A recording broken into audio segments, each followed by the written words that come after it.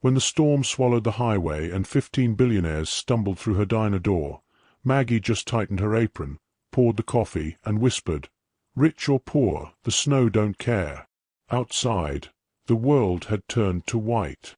Snowflakes like feathers, soft but merciless, blanketed the narrow road that wound through Pine Hollow Valley. The neon sign of Maggie's diner flickered against the dark.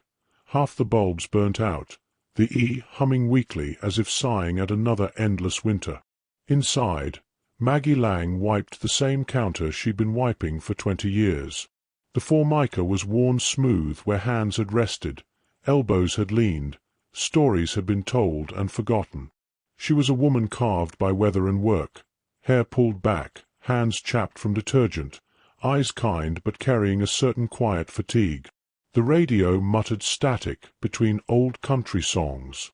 She hummed along out of habit more than joy. Every few minutes she glanced at the door, hoping for the jingle of the bell, a customer, a reason to keep the coffee hot. But only the wind answered, rattling the glass, howling down the chimney, tugging at the sign outside. She had thought about closing early. The forecast had promised a blizzard historic in scale. The sensible thing would be to lock up, drive home to her tiny apartment over the garage behind the diner, curl up with a blanket and her old mutt, Duke. Welcome back, my beautiful family and friends. If you're hooked in and you're ready to enjoy this story, click subscribe and let me know in the comments where you're watching from, because tomorrow I will be giving you another story just as interesting as this one, and you don't want to miss it. Now let us begin. But closing meant quiet, and quiet meant thinking. Thinking about the son she hadn't spoken to in 2 years, about the mortgage she was behind on, about the way the silence of winter could press on your chest until it hurt to breathe. So she stayed open, as she always did, because hope, thin and stubborn, was better company than fear. The clock ticked past 8. The coffee steamed, untouched. Maggie sat by the window, watching the snow climb up the roadside posts, inch by inch. The headlights of an occasional car appeared in the distance, wavering like ghosts, then vanished. She whispered to herself, "Guess it's just you and me again, Duke." The dog thumped his tail under the counter, snoring softly. The diner smelled of coffee, fried onions, and faint nostalgia. The hum of the refrigerator filled the air like a heartbeat, the kind of place that looked like it had stories soaked into the wallpaper. Then, without warning, the lights flickered. A boom of wind slammed the door against its hinges. Maggie jumped, grabbed her towel, and hurried to latch it, just in time to see a wall of snow swirling down the road. And then, headlights. At first, she thought her eyes were playing tricks. But no. One car, then another, then a string of them, moving in a slow, uncertain convoy, beams cutting through the storm. Expensive cars. Black, sleek, foreign logos glinting faintly. They crawled toward the diner like a train of lost royalty. "What in the world?" Maggie murmured. She stepped outside, the cold biting through her apron, snow stinging her cheeks. The engines idled. Doors opened.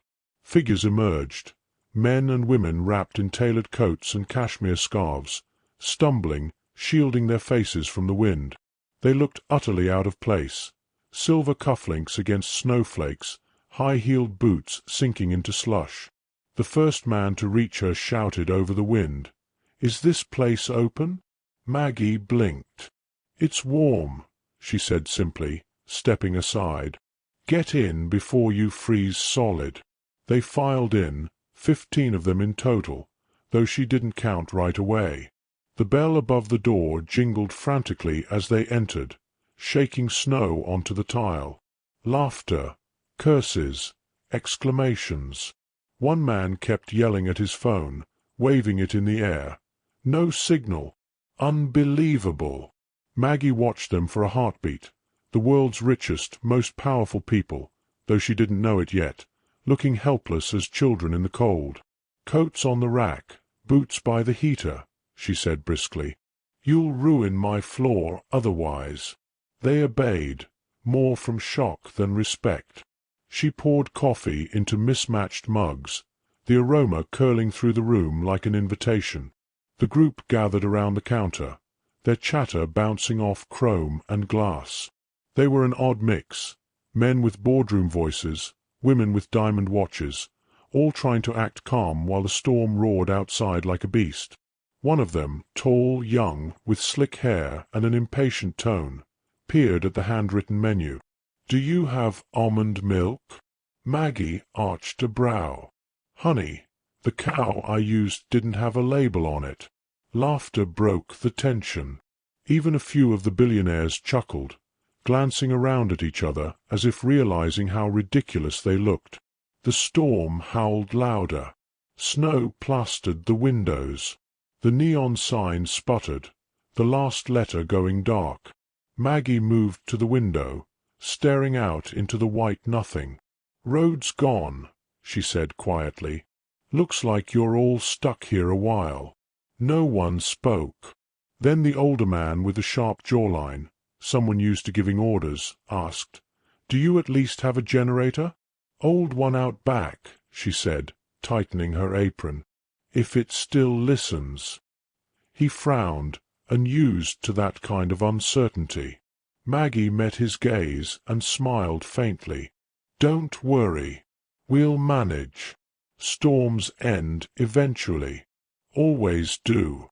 She turned back to the coffee pot, the reflection of 15 powerful, frightened faces shimmering in the stainless steel surface. And for the first time in years, the diner felt alive again. If you were trapped in a storm with total strangers, what kind of person would you become? The one who panics, or the one who keeps the coffee warm? Share your answer in the comments below before we see how this night changes everyone inside that diner. The storm was merciless. Wind screamed against the windows like an animal desperate to get in. Snow piled against the glass until the outside world vanished, replaced by a blinding, swirling white. Inside the diner, time slowed to the rhythm of dripping coffee and nervous chatter. The 15 billionaires spread out like refugees of fortune, some pacing with phones aloft, others wiping condensation from the windows as if they could will the storm away. Maggie moved among them quietly, refilling mugs, stirring soup, laying out what little bread she had left. Her every movement was calm, deliberate, comforting. She'd lived through storms before. Not just the kind outside, but the kind that hit your life without warning and left you trying to stand in the wreckage. A woman in a fur coat sat at the counter, clutching her designer purse like it was a lifeline. "Do you realize who's in this room?" she whispered to Maggie. "This is a room full of the most powerful people in the country." Maggie slid a bowl of tomato soup in front of her. "Then I suppose we're safe," she said, her tone soft but edged with humor. "Plenty of power to go around." The woman didn't laugh. Maggie did. Quietly. At a corner booth, 3 men argued over who had the best satellite connection. "If I can get the data link, we can call for a chopper," one insisted. "Money can fix this." Maggie caught that line as she passed, her tray balanced on one hip. "If money can stop the snow, I'd sure appreciate a little of it myself," she said. No one replied. One man looked embarrassed. The others just stared at their dead phones. The power flickered again, this time harder. The jukebox went silent. The humming lights dimmed, glowed again, then died completely. Darkness fell like a blanket, a collective breath. Silence, thick and instant. Maggie didn't hesitate. She reached beneath the counter, struck a match, and lit the oil lamps she kept for nights like this. Warm, flickering light danced across chrome and faces, softening everything, their fear, their arrogance, even her own fatigue. "There," she said. "Cozy, isn't it?" Someone laughed nervously. The tension cracked a little. They gathered closer, drawn to the lamplight. The smell of soup and bread filled the air. Maggie ladled portions into bowls, handing them out like communion. Some accepted shyly, some hungrily, some with tears they pretended were from the steam. It didn't matter who they were any more. The storm had erased that. Maggie noticed small changes as the night deepened. The man who'd scoffed at her ordinary food now tore bread into pieces, passing it to others. The woman in the fur coat loosened it, draped it over the shivering assistant beside her. And the arrogant young heir, the one with perfect hair and an ego to match, sat apart, staring into his untouched coffee. "You okay, sweetheart?" Maggie asked, stopping by his table. He shrugged. "I'm fine. Just never been this cut off before. Feels strange, doesn't it?" she said gently, "when the world stops answering back." He looked up, surprised by her tone. "You don't seem scared. I've seen worse than snow."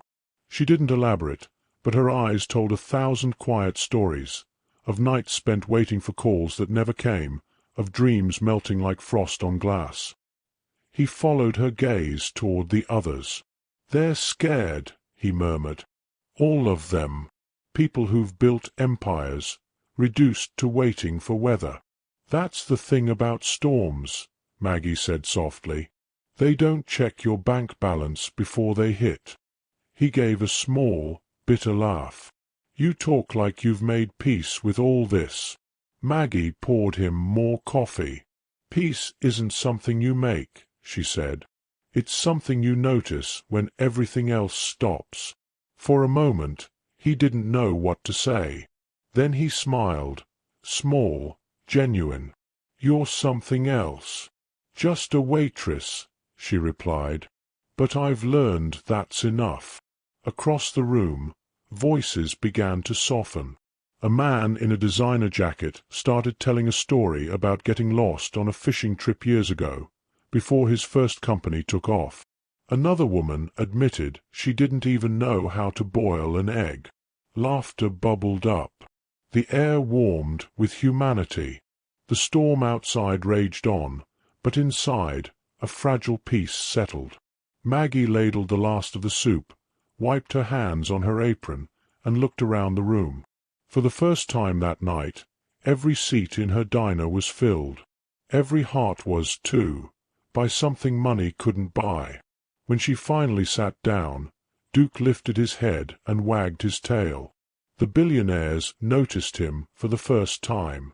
One of them, an older man with kind eyes, bent down and scratched behind the dog's ear. "Guess he's the real security here," he joked. "Never lost a customer on his watch," Maggie said with a grin. A round of chuckles followed. The sound was soft, real, and oddly healing.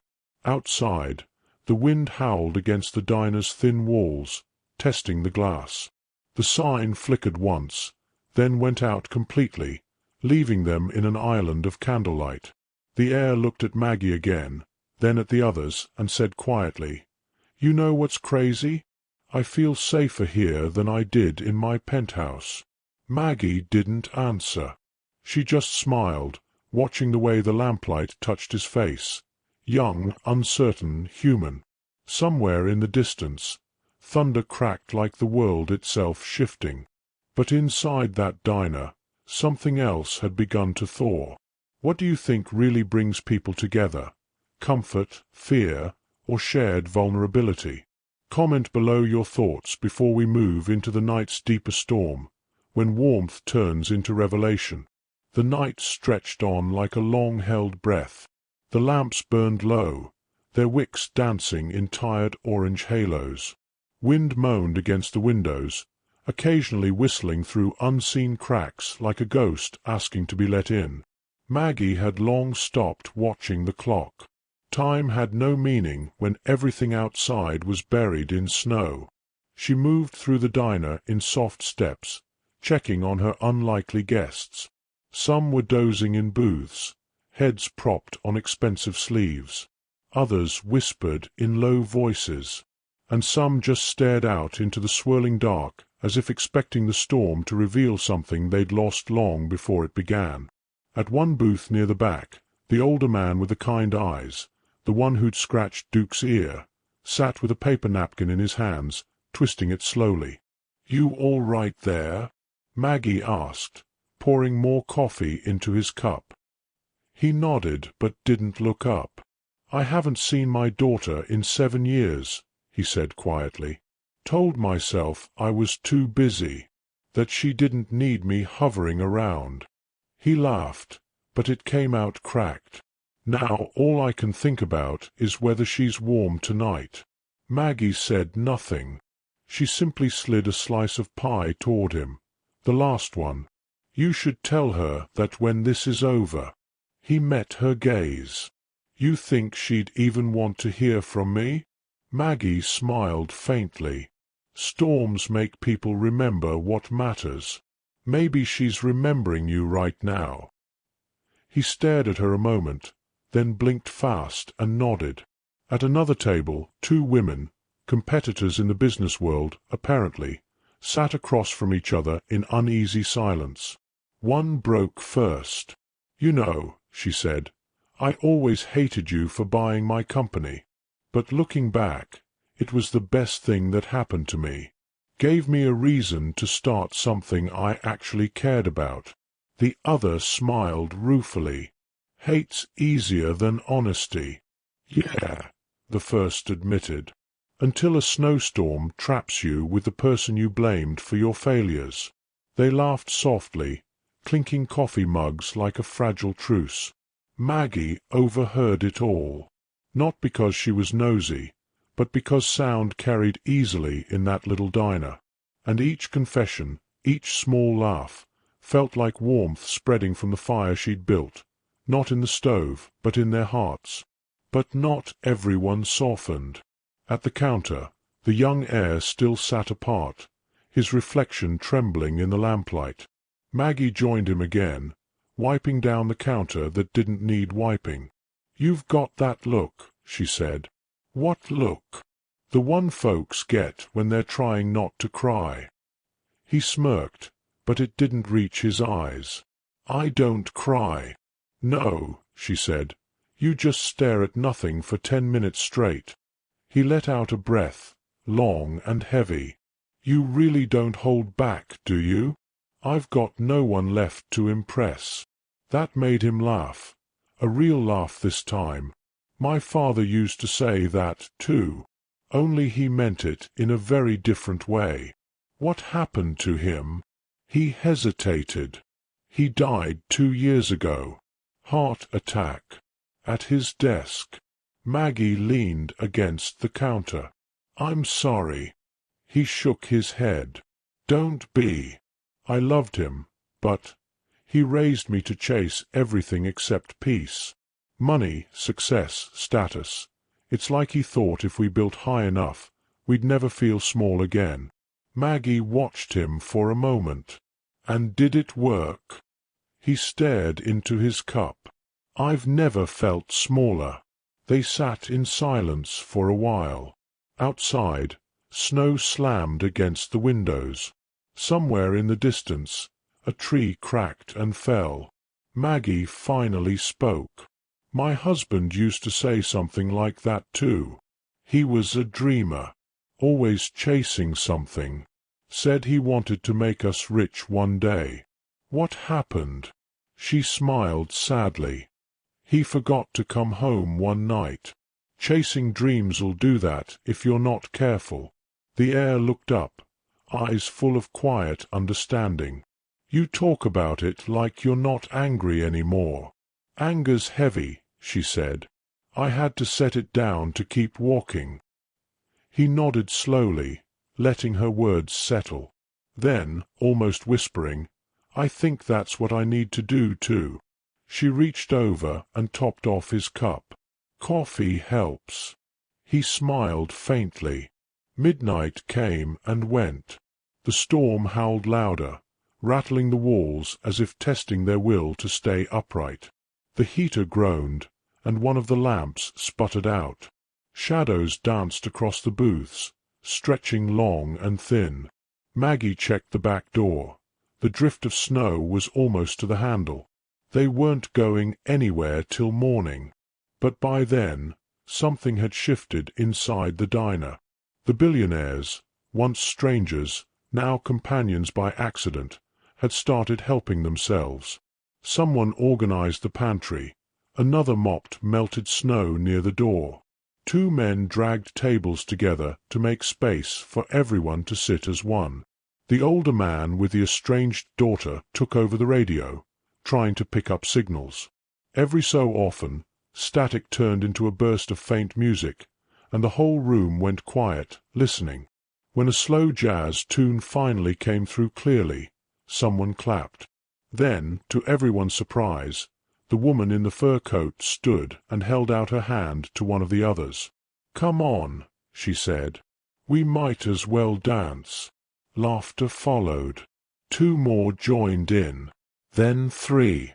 The diner, once half dead, filled with life. Maggie leaned against the counter, smiling softly as Duke dozed by her feet. For a moment, the storm outside didn't exist. The heir noticed her watching. "You did this," he said quietly. "Me." He nodded. "You turned panic into peace. You turned fear into whatever this is." Maggie tilted her head.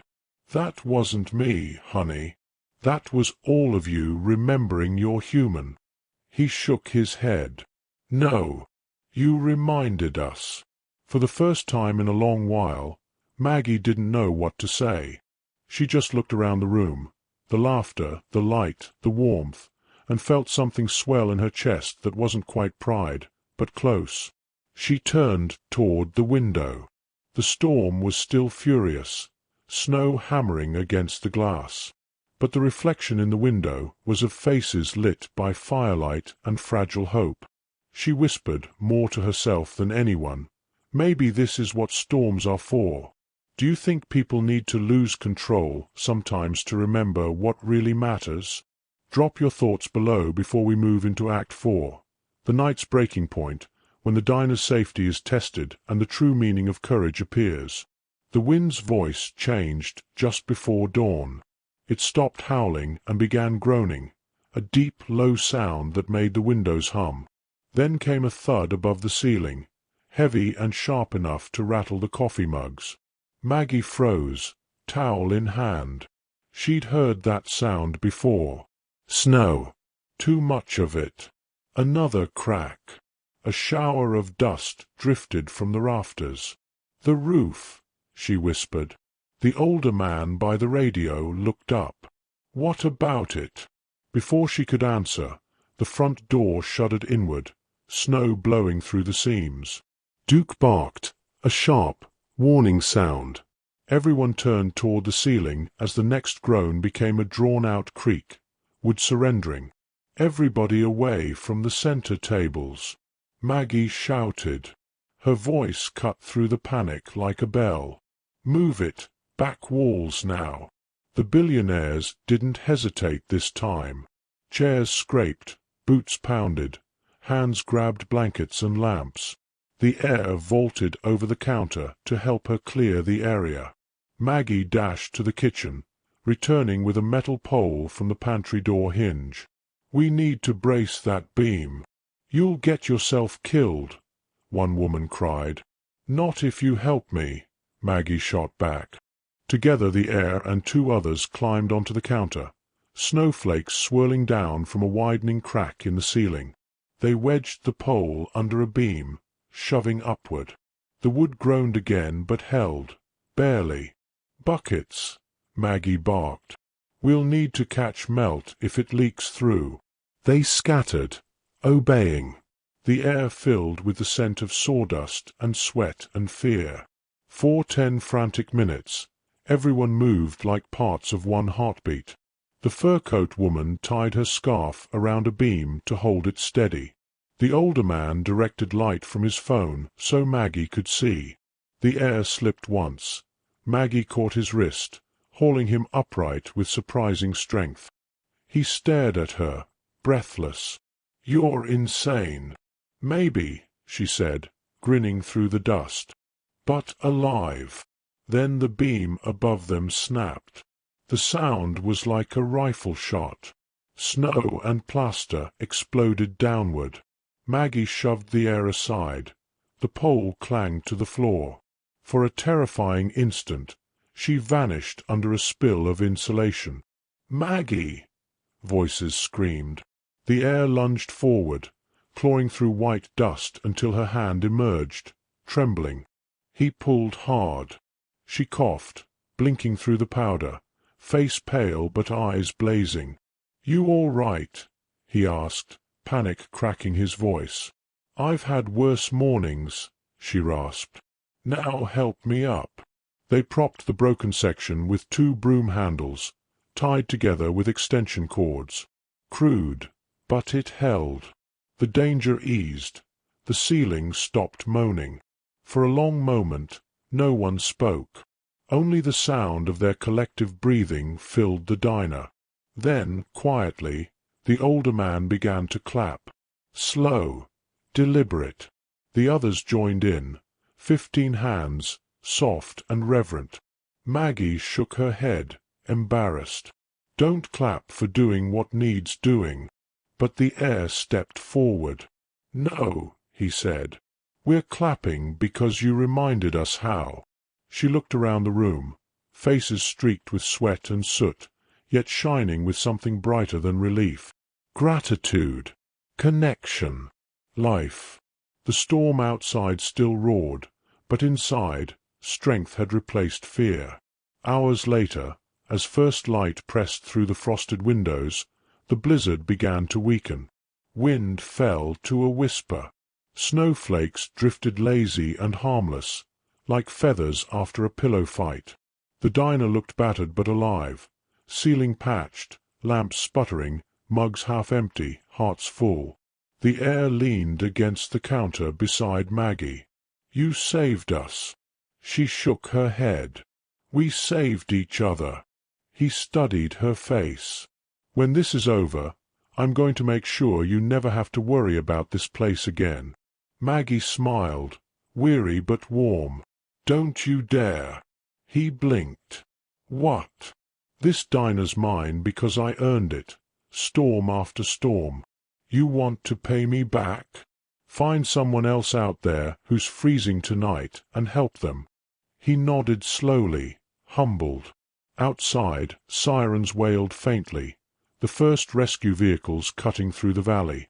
Someone cheered. A few cried openly. Maggie sank into a booth, exhaustion finally catching her. Duke climbed beside her, head on her lap. She looked around one last time. 15 people who'd walked in strangers and rulers of their own worlds were now sitting shoulder to shoulder, hands clasped around coffee mugs. No titles, no walls. The heir raised his cup. "To Maggie's diner," he said softly, "and to the woman who taught billionaires how to be human."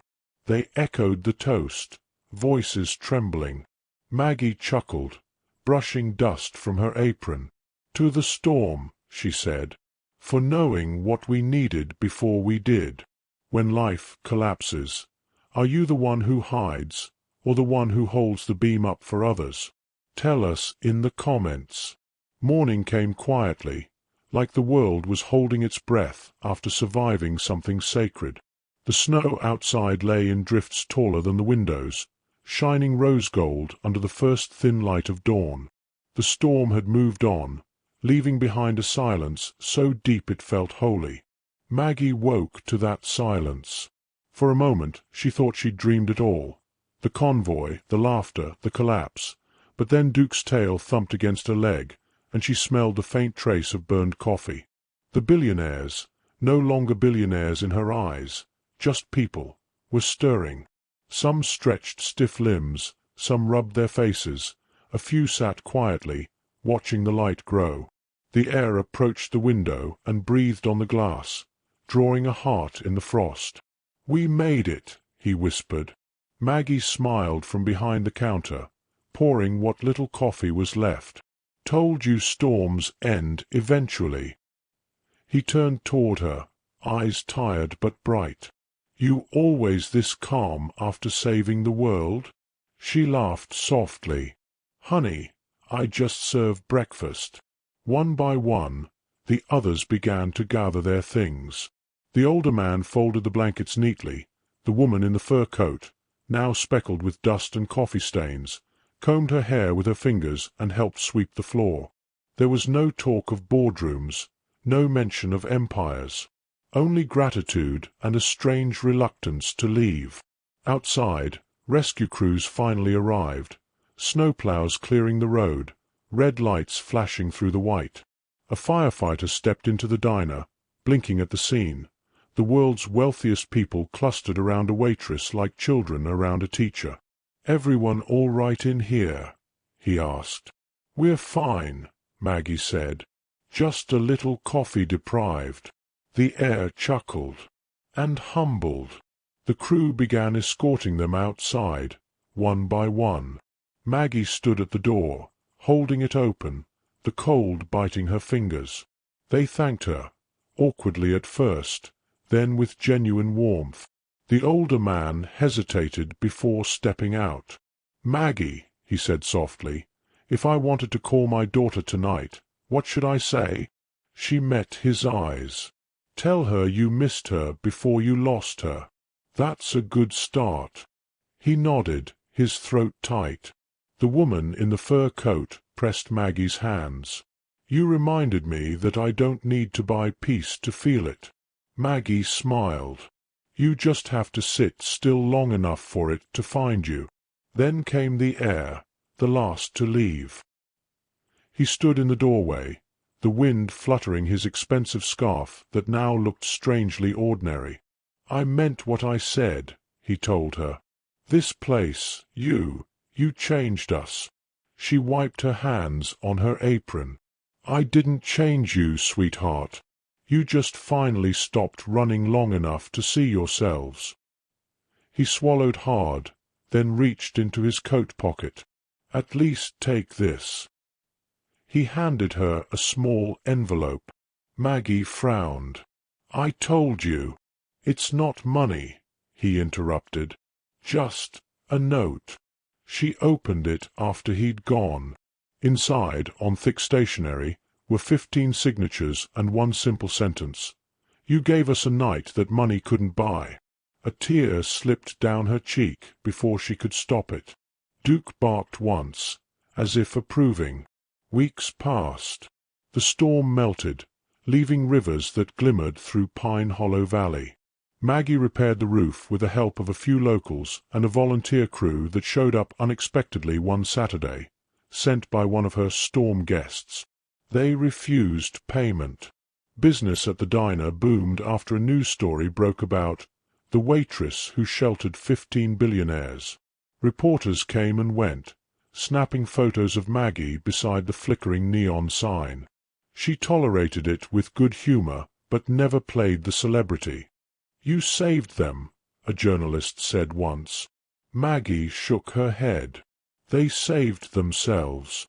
I just gave them coffee and a place to remember who they were."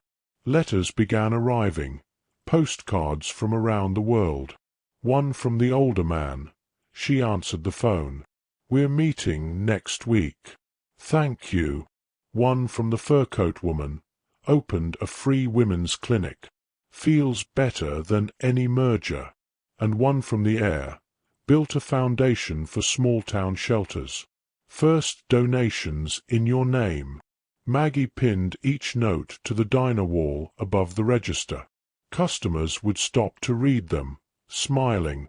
By spring, the diner glowed with new paint, repaired lights, and laughter that came from somewhere deeper than before. Every day at dusk, Maggie still poured 2 mugs of coffee, one for herself, one left steaming at the empty booth near the window. A quiet thank you to the storm that had brought her 15 miracles. She sometimes wondered if she'd ever see them again. But she didn't need to. They'd left something behind that couldn't blow away. the reminder that even the smallest flame can warm an empire of cold hearts. One evening, months later, as twilight turned the snowcaps pink, a familiar black SUV pulled up outside. The heir stepped in, looking older, calmer. Maggie raised an eyebrow. Didn't think Billionaires revisited diners twice. He smiled. I promised you I'd pay it forward. Thought I should start by bringing something back. He handed her a small plaque. Maggie's Diner, where the storm found shelter. She laughed through a tear. That's fancy. Hope the coffee's still better than the sign. He looked around the room, the warm lights, the families eating pie, the letters pinned to the wall. You know, he said softly, this place doesn't just serve food. It serves perspective. Maggie poured him a cup, slid it across the counter, and clinked her mug against his. Then here's to keeping it on the menu. Outside, snow began to fall again, gentle this time, forgiving. What do you think real wealth looks like? Numbers on a screen, or moments like these that no money can buy? Share your thoughts in the comments, and tell us who you'd shelter if life ever sent a storm your way. The end. Thank you for watching this story to the end. If you enjoyed this story, you will surely love the next one. It's as crazier and more intriguing as you can ever imagine. So do check it out. Click on the image showing on your screen right now to watch the next one.